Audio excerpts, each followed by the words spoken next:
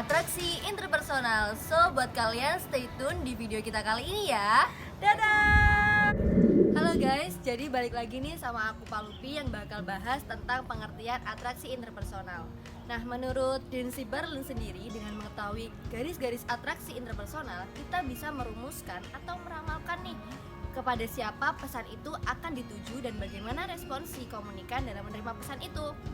Nah, secara garis besarnya atau secara bahasa sederhananya, dengan kita mengetahui atraksi interpersonal, berarti kita tahu nih siapa tertarik kepada siapa atau siapa sedang menghindar kepada siapa. Nah teman-teman, kita juga bakal tahu nih apa aja sih faktor-faktor yang menyebabkan terjadinya atraksi interpersonal. Kali ini aku bakal bahas faktor personal di 2 poin pertama, yakni yang pertama ada kesamaan karakteristik dan yang kedua ada tekanan emosional. Nah yang pertama nih ada kesamaan karakteristik personal. Seperti yang teman-teman tahu, kalau teman-teman lagi interaksi sama orang, pasti teman-teman lebih cocok sama orang yang memiliki kesamaan persepsi kan. Nah, mudahnya seseorang akan merasa senang atau tertarik dengan lawan bicaranya ketika memiliki kesamaan atau di sini adalah kesamaan karakteristik personal. Kalau teman-teman ingat di PIK di semester 1 kita belajar tentang teori Newcomb kan. Nah, dari segitiga itu teman-teman bisa ngertiin bahwa ketika kita dengan lawan bicara kita memiliki persepsi yang sama terhadap objek yang kita bahas, maka keberlangsungan hubungan kita itu juga bakal terus atau berlanjut. Contohnya nih, kalau aku sama si Vira yang tadi ada di depan lagi ngomongin si Dea, tapi kalau aku sama Vira sama-sama ngomongin positifnya Dea, pasti kita akan nyambung. Nah, itu adalah salah satu contoh dari kesamaan karakteristik antara aku sama Vira. Nah, yang kedua ada tekanan emosional nih teman-teman. Hakikatnya nih, bila seseorang berada dalam tekanan atau under pressure, pasti dia tuh membutuhkan kasih sayang atau keberadaan orang lain. Nah, itu dibuktikan oleh eksperimen dari Stanley Schachter yang dia itu memberikan tekanan kepada dua kelompok yang berbeda. Yang pertama, dia ngomong kalau dia bakal kasih namanya itu listrik. Nah, dia itu bakal ngasih tegangan listrik yang sangat tinggi di kelompok pertama. Sementara yang kedua, dia akan memberikan tegangan listrik sangat rendah. Nah, yang pertama, di kelompok pertama nih teman-teman, sebanyak 63% mayoritas membutuhkan keberadaan orang lain untuk menemani dirinya. Ini juga bisa dicontohkan dalam kehidupan sehari-hari. Teman-teman kalau lagi berada di suatu kepanitiaan nih, udah jenuh karena di bawah tekanan yang sangat berat, pasti teman-teman juga membutuhkan salah satu teman kalian buat nguatin kalian ada di kepanitiaan itu, ya kan? Nah, faktor personal yang berikutnya bakal dijelasin sama teman aku yang namanya Syafira. Halo, balik lagi sama aku Syafira. Jadi di sini aku mau nerusin faktor-faktor personal yang sebelumnya dibahas sama Pak Lupi nih. Jadi yang ketiga, faktor ketiga adalah harga diri yang rendah. Di harga diri yang rendah, banyak orang tidak setuju bahwa ketika kita direndahkan, kita malah semakin tambah sayang ke orang tersebut. Tapi ada beberapa orang juga yang setuju bahwa kita direndahkan, jadi kita semakin sayang gitu sama orang yang merendahkan kita. Itu yang untuk harga diri yang rendah. Dan untuk isolasi sosial, kita sebagai makhluk sosial pasti kita butuh orang lain kan. Ketika nih ada seseorang yang sedang dipenjara di pulau terpencil atau di lapas, pasti ketika ada keluarganya yang datang, itu pasti akan sangat-sangat bahagia gitu lihat keluarga-keluarganya. Karena komunikasi itu bukan sekedar sebuah informasi, tapi komunikasi adalah untuk kesenangan kita gitu. Jadi faktor yang selanjutnya akan dijelasin sama Safira Pelangi. Nah, sekarang nih guys, aku mau bahas tentang faktor yang kedua nih, ada faktor situasional yang dapat mempengaruhi atraksi interpersonal. Yang pertama ada daya tarik fisik atau physical attractiveness.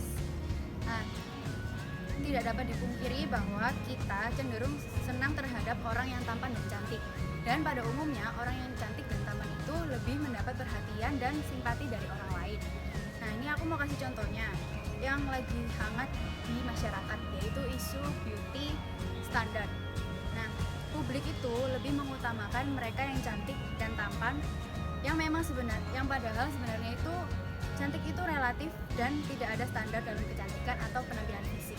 Nah, aku mau lanjut nih guys ke yang kedua, yaitu ganjaran atau reward. Nah, manusia itu cenderung menyenangi orang yang memberikan ganjaran kepada kita. Nah, ganjaran tersebut tuh dapat berupa bantuan, dorongan moral, atau pujian dan lain-lainnya. Menurut teori pertukaran sosial, interaksi sosial adalah semacam transaksi dagang yang dengan arti lain itu atraksi akan timbul pada interaksi yang mendatangkan laba. Sekarang guys, aku tuh mau ngasih contoh dari ganjaran tadi. Nah, dalam kehidupan sehari-hari tuh ada contohnya tuh dari pertemanan kita. Misalnya ini aku tadi sama Syafira tuh berteman, terus aku sering nolong Syafira, aku masih bantu Syafira, tapi Syafira tuh nggak pernah ada kayak timbal baliknya ke aku, nggak berterima kasih atau apapun itu. Terus akhirnya aku sama Syafira tuh kayak aku merasa aku nggak atraktif lagi gitu loh sama dia, udah nggak mau temenan sama dia karena nggak ada feedback baiknya ke aku. Nah, itu contohnya ya guys. Terima kasih guys. Untuk penjelasan yang selanjutnya bakal dilanjutin sama teman aku Dea. Nah, tadi kan udah dijelasin nih sama Syafira Pelangi tentang 2 faktor. Nah, sekarang Dea nambahin 3 faktor nih. Yang pertama ada familiarity. Kata familiar berarti kita sering dong menjumpai orang tersebut. Nah, di sini itu terkait banget loh sama peribahasa kalau tak kenal maka tak sayang. Nah, itu bener banget cocok dengan familiarity karena semakin kita melihat orang itu terus menerus, pastinya kita akan semakin timbul rasa suka kepada dia. Jadi kayak beda gitu sama teman-teman yang selainnya gitu. Dan yang kedua ada faktor kedekatan. Nah, ini sering banget sih kita jumpai. Kayak misalnya gini, kita di satu kelas, kita deket sama satu anak aja nih karena dia satu bangku sama kita. Nah, pasti rasa kedekatan kita, rasa suka kita itu beda dengan teman-teman yang selainnya yang gak sebangku sama kita. Nah, itu dia contoh dari kedekatan. Dan yang ketiga ada faktor kemampuan. Nah, ini tuh sering banget sih terjadi di kampus. Karena ketika kita melihat seorang cutting, nah cutting itu kan pasti ada yang sukses, ada yang dia itu mempunyai passion yang hebat banget pokoknya itu. Nah, itu mempengaruhi rasa suka kita loh kepada cutting tersebut. Pernah nih, aku di kampus ada respect gitu sama cutting karena dia bisa manage waktunya dengan baik, bahkan dia bisa ranking di kampus. Nah, itu mempengaruhi rasa suka aku kepada dia karena kemampuan dia lebih dari kemampuan aku. Jadi itu contohnya dari kemampuan.